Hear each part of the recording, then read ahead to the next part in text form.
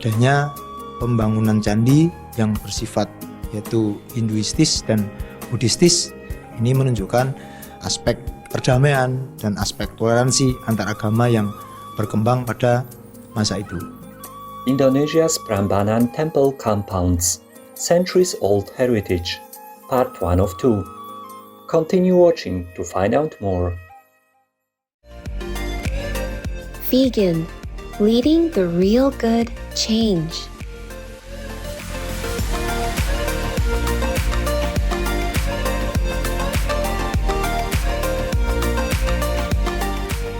When someone asks how you are in sunny Mauritius, a common reply is "Bien, merci." That means "I'm fine, thank you" in Mauritian Creole.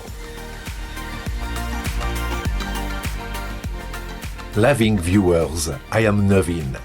The vibrant people of Mauritius thank you for brightening up the day through your good-hearted acts of charity.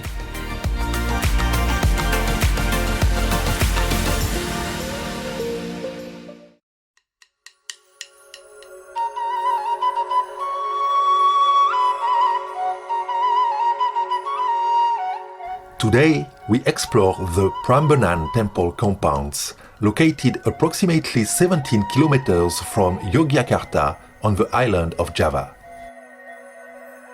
The Temple of Prambanan is a complex consisting of over 200 temples and is the largest Hindu temple in Indonesia.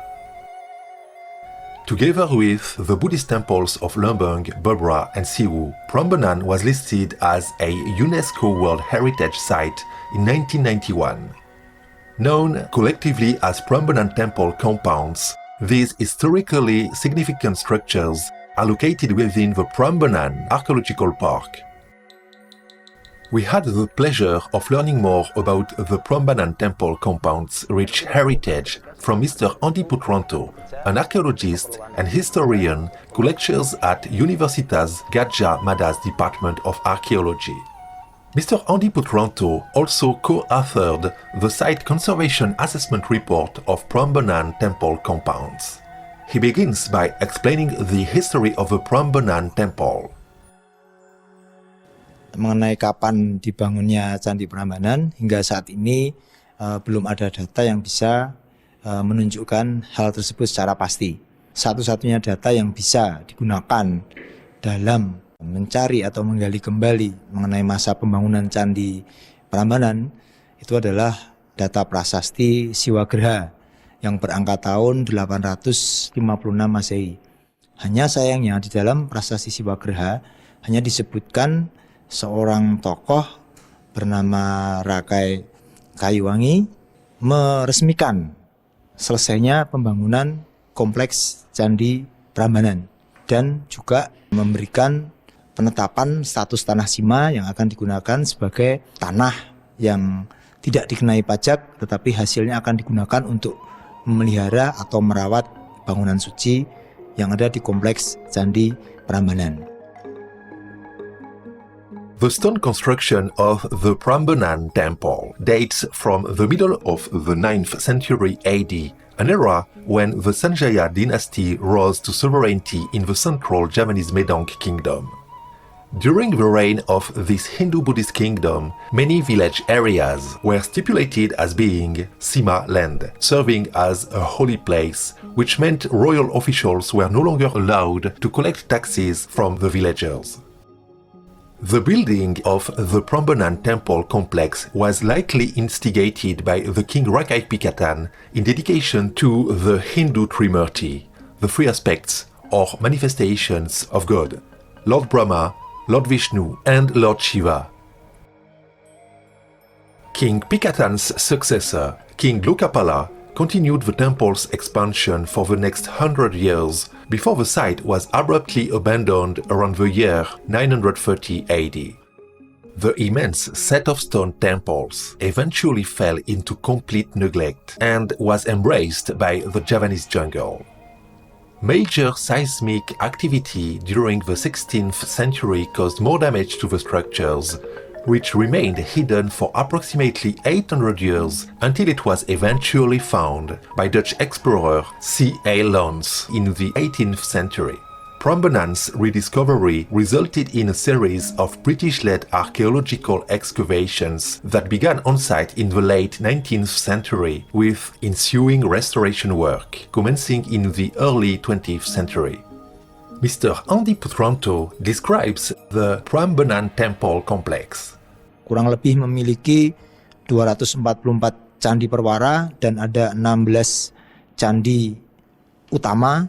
Kemudian ada candi wahana, candi alir, candi kelir, dan candi apit yang ada di halaman pertama. Ini suatu kompleks bersifat monumental yang tentu saja dari mulai tahap penyiapan lahan, peletakan batu pertama, kemudian pembangunan masing-masing bangunan candinya itu memerlukan waktu yang relatif lama.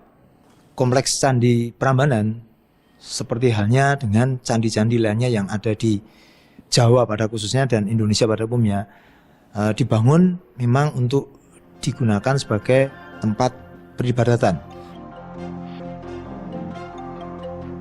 There are several versions of the meaning of the temple name Prambanan.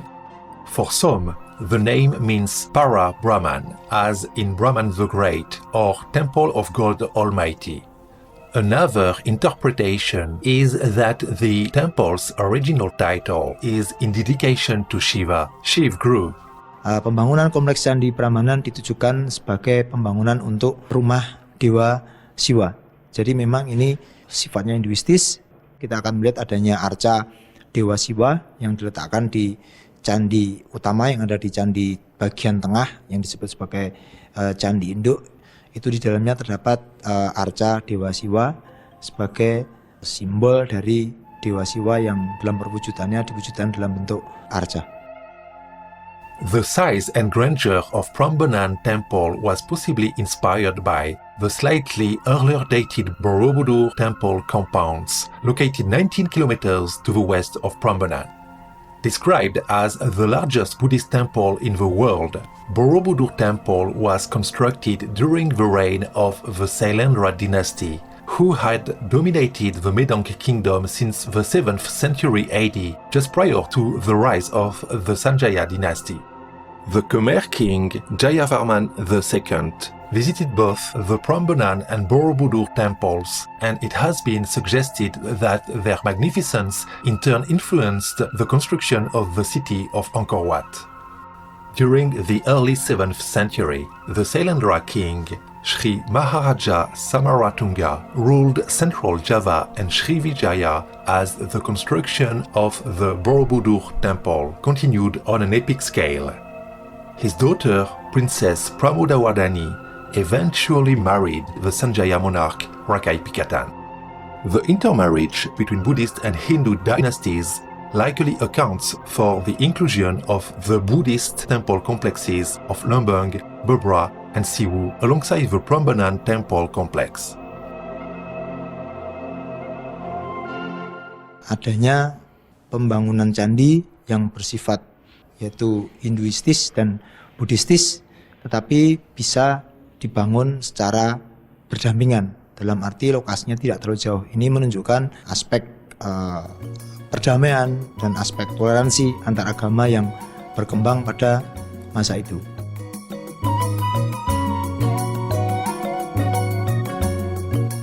Turn vegan. Be the merciful angel that you always want to pray to. Kind-hearted viewers, we'll take a few moments for a brief message and be right back here on Supreme Master Television.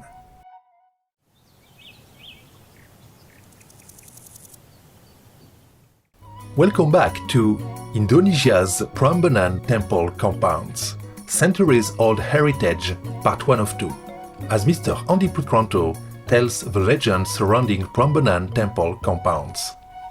Jadi menurut legenda yang berkembang pada masyarakat di sekitar lokasi Candi Prambanan pada khususnya dan juga di Yogyakarta dan Jawa Tengah pada umumnya, ada cerita mengenai tokoh Roro Jonggrang dengan tokoh Bandung Bondowoso. The story tells of two neighboring kingdoms, Pengging was ruled by the wise and sage-like king Prabu Damarmoyo and his magician son Bandung Bondowoso. However, the kingdom of Boko was ruled by the cruel Prabu Boko. Despite this, Prabu Boko happened to have an astonishingly beautiful and very loyal daughter, the Princess Roro Jonggrang. At some point, Prabu Boko decided to invade the peace-loving kingdom of Pengging with a surprise attack. The result was terrible devastation for both sides. When the Princess Roro Jonggrang learned of her father's passing, she was heartbroken and repeatedly rejected Prince Bandung Bondowoso's requests for her hand in marriage. Enchanted by her great beauty, his entreaties continued until finally, to silence him, the princess assented, but only if he could meet two impossible conditions. Yaitu Roro Jonggrang minta dibuatkan 1000 candi hanya dalam waktu 1 malam, yang dimulai dari matahari terbenam hingga berakhir saat terbitnya matahari. Tentu saja syarat ini disanggupi oleh Bandung Bondowoso. Tetapi Bandung Bondowoso ini sebagai manusia tidak mungkin jika dalam waktu semalam akan mampu menyelesaikan 1000 buah bangunan candi. Oleh karena itu dikisahkan Bandung Bondowoso ini mengerahkan bala tentaranya atau mungkin juga yang membantunya, yaitu makhluk-makhluk supranatural yang punya kekuatan luar biasa yang bisa mewujudkan 1000 buah bangunan candi dalam waktu 1 malam. Conjuring the earth spirits, the prince constructed 999 temples. But the princess and her mates started a large fire, driving away the spirits, who thought the sun had risen and leaving the final 1000th temple unfinished. Sayangnya, rencana ini diketahui oleh Roro Jonggrang, sehingga dengan tidak kurang cerdiknya, candinya dianggap selesai tetapi sudah melewati batas waktu. Tetapi Bandung Bondowoso juga mengetahui strategi atau apa yang ditempuh oleh Roro Jonggrang, dan sesuai dengan cerita legenda, marah kemudian mengutuk Roro Jonggrang ini menjadi patung atau arca.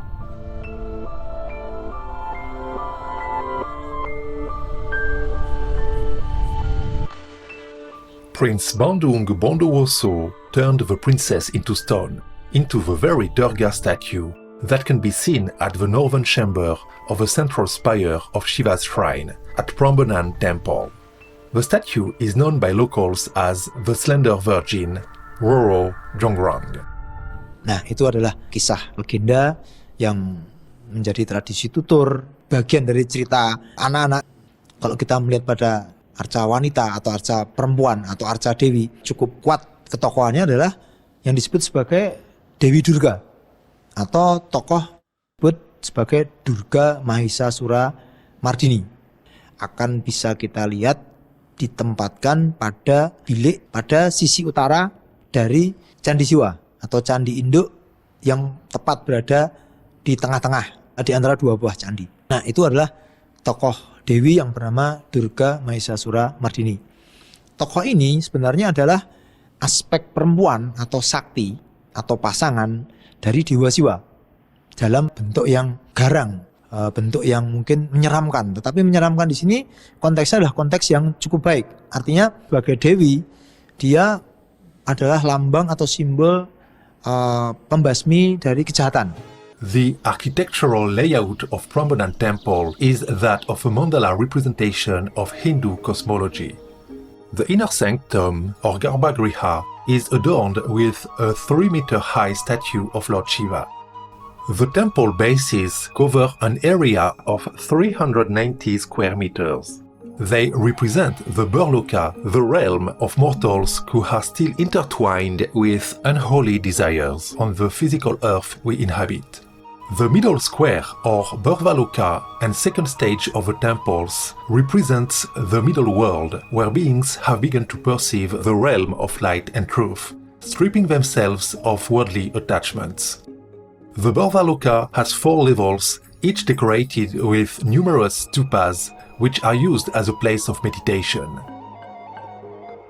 The temple peaks and innermost square represent the highest and holiest region, Svarloka, which is 110 square meter area elevated 1.5 meters above the central courtyard.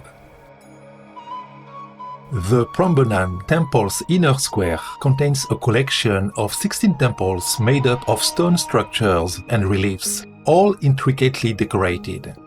The tallest, Lord Shiva temple, stands 47.6 meters high. On either side stand the Lord Brahma and Lord Vishnu temples, both reaching a height of 33 meters. 3 other temples known as the Wahana or vehicle temples are situated adjacent to their passenger temples. For example, Vishnu temple is complemented by a temple dedicated to Garuda, the legendary semi-divine human eagle person. Likewise, Nandi shrine honoring the ox person is in front of the Shiva temple, and the Angsa shrine honoring the sacred swan person accompanies the Brahma temple.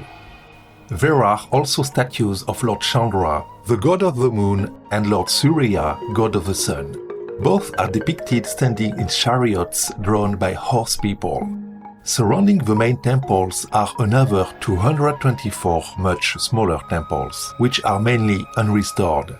These are called Candi Perwara, the guardian temples.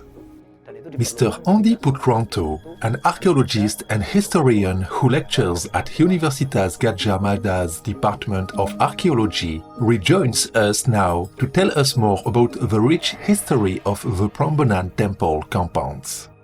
Nama Prambanan berasal dari kata para Brahmana. Artinya disitulah tempat tinggalnya para Brahmana, karena di situ ada banyak bangunan candi yang didirikan. Di kompleks Candi Prambanan, kita bisa menjumpai adanya penggambaran relief yang berwujud burung dengan kepala manusia. Perwujudan ini sebetulnya tidak hanya dijumpai di kompleks Candi Prambanan saja, tetapi di beberapa candi lainnya yang ada di wilayah Jawa Tengah pada khususnya, seperti Borobudur, kemudian ada Candi Mendut dan sebagainya, itu juga dijumpai. The bird people in this relief consists of a male who is referred to as Kinara and a female who is called Kinari. Kinara dan Kinari ini adalah burung yang tinggal di nirwana atau di surga. Sama dengan Kalpataru yang disebut sebagai pohon surga. Nah, jadi mereka itu merupakan makhluk yang bersifat mitologi yang hanya ada dalam konsep-konsep cerita yang berhubungan dengan keagamaan, khususnya kehidupan yang ada di nirwana. If one lives soberly, the animals will be secure. They will never pour forth their blood. Men will never cause beasts to die. The knives of cooks will be useless, and the table will be loaded with the fruits given us by nature, and we will be content. Saint Basil the Great, vegetarian. Graceful viewers, let's take a moment to pray for the guardianship of our planet. We'll be right back here on Supreme Master Television.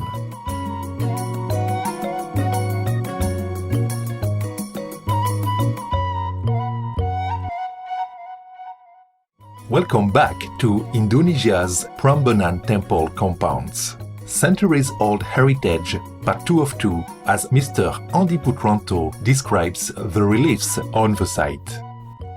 Kompleks Candi Prambanan sangat dikenal karena karakteristik reliefnya yang disebut sebagai teknik bas relief yang memiliki kualitas yang sangat bagus sekali. Dan kebetulan pula tidak hanya teknik dalam membuat reliefnya, tetapi cerita yang digambarkan dalam relief tersebut juga merupakan salah satu cerita yang sangat populer atau sangat terkenal di wilayah Asia, khususnya di Asia Tenggara. Relief cerita yang ada di Kompleks Candi Prambanan sebetulnya bisa dibagi menjadi 2. Yang pertama adalah relief cerita Ramayana. Relief cerita Ramayana ini bisa kita jumpai pada Candi Siwa, kemudian kita jumpai juga di Candi Brahma, yang merupakan kelompok candi utama atau candi induk yang ada di Kompleks Candi Prambanan. Kemudian relief cerita yang kedua adalah relief cerita Krisnayana. relief Cita Krisnayana ini bisa kita jumpai pada Candi Vishnu yang letaknya di sebelah utara.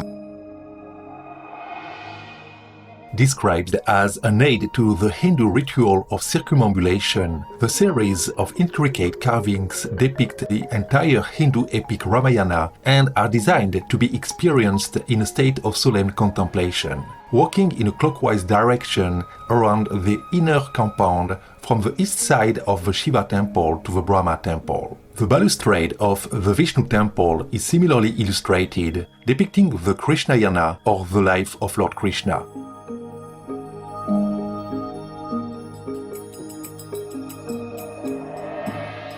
Nah, relief Ramayana ini adalah relief yang sangat populer sekali.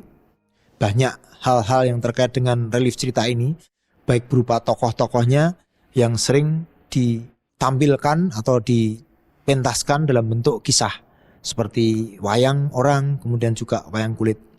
Adapun tokoh-tokoh yang bisa kita lihat pada relief cerita Ramayana adalah misalnya Hanuman, kemudian ada Rama, ada Sinta, kemudian ada Sugriwa, kemudian ada Rahwana atau Dasamuka, kemudian ada Kumbakarna. Selain itu juga ada beberapa momen yang terkait dengan satu peristiwa yang ada dalam kisah atau cerita Ramayana yang juga cukup terkenal di kalangan masyarakat Jawa yang biasa dipentaskan dalam bentuk pewayangan, wayang kulit. Misalnya Kumbakarna gugur, kemudian ada kisah juga Romo Tambak, kemudian ada kisah Anoman Obong. Nah, itu semua sebetulnya ada di relief Ramayana yang ada di kompleks Candi Prambanan. Jadi kompleks Candi Prambanan menyimpan relief yang sangat terkenal yang bisa disaksikan dalam kehidupan keseharian masyarakat di Jawa dalam bentuk pementasan kesenian yang berupa seni tari, seni pewayangan, wayang orang ataupun wayang kulit.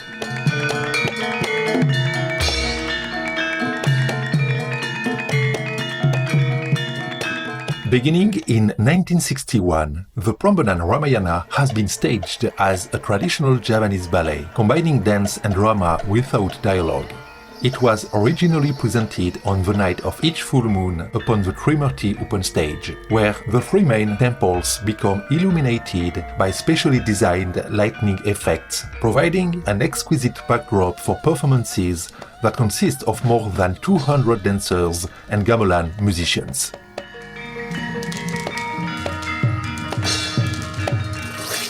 In more recent times, due to its overwhelming popularity, the Prambanan Ramayana is performed 3 times a week, and a nearby indoor venue additionally accommodates performances during the rainy season. However, as Mr. Andi Putranto warns, the Prambanan temples face dangers from volcanic activity. Kompleks Candi Prambanan secara geomorfologi dibangun di atas lahan yang merupakan bentuk lahan asal vulkan, dan secara fisiografi terletak pada lereng bawah Merapi. Tentu saja hal ini akan memberikan dampak yang cukup signifikan, terutama ketika terjadi proses erupsi yang secara siklus mungkin 4 tahunan sekali hingga 10 tahun sekali. Dampak primernya adalah kompleks Candi Prambanan menerima kiriman hujan abu sebagai salah satu material hasil letusan yang dilontarkan ke udara. Nah, dampak negatifnya adalah material Candi Prambanan yang terbuat dari batu vulkanis itu akan tertutup oleh abu vulkanis yang di dalamnya mengandung berbagai macam senyawa kimia dalam bentuk silika dan juga mungkin pasir dan sebagainya.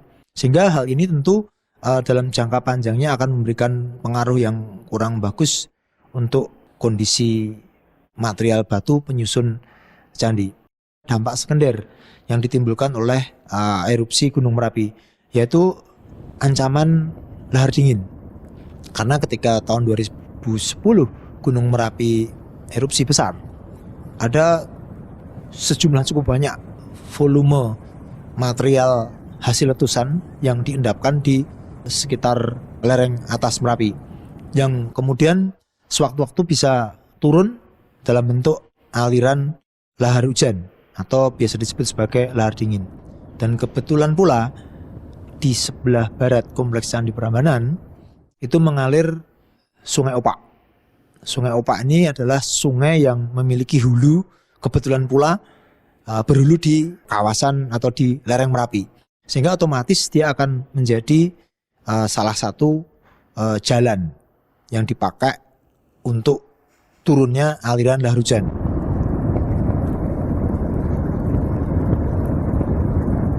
In 2021, Mount Merapi again erupted, sending a river of lava and searing gas clouds on the densely populated island of Java and prompting the evacuation of nearly 2,000 people. It erupted again in March 2022, causing about 250 people to flee. With gratitude to Mr. Andi Putranto for sharing his knowledge on the Prambanan Temple Compounds. We pray that this important heritage site and all residents of the area be protected as humanity quickly transitions to the earth-stabilizing vegan lifestyle in God's mercy.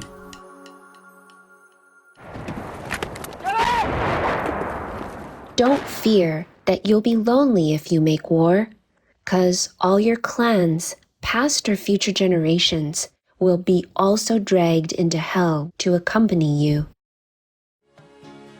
Noble viewers, it was a pleasure having your kind-hearted company. Coming up next is Walking Add More Steps for Longevity, here on Supreme Master Television. May we all be guided by our inner wisdom and compassion. Our programs offer many languages. Please visit suprememastertv.com/schedule and suprememastertv.com/WAU. Nos programmes offrent plusieurs langues. Veuillez visiter suprememastertv.com/schedule et suprememastertv.com/WAU. Nuestros programas ofrecen varios idiomas. Visiten suprememastertv.com/schedule y suprememastertv.com/WAU. Нашите предавания предлагат много езици.